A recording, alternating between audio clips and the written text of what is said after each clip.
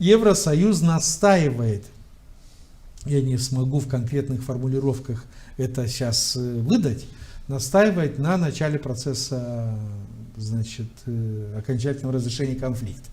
Вот вчера представитель Европейского Союза, то, что было совещание глав МИД Европейского Союза сейчас в Брюсселе, и там, или в Страсбурге, ну не суть важно, в Европе выступал комиссар какой-то комиссар, член Европейской комиссии, который говорил, что основа стабильного разрешения энергетического кризиса — это надежные стабильные источники.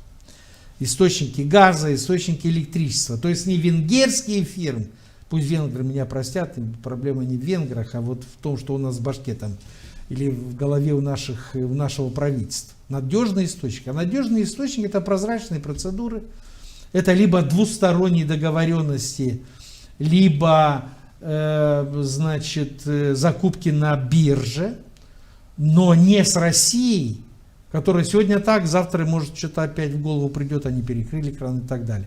А с такими странами, как Болгария, Румыния, там, Норвегия, США и так далее. Поэтому это не бескорыстная помощь, это помощь, которая направлена на окончательное разрешение конфликта, на реинтеграцию региона в Молдову. Вот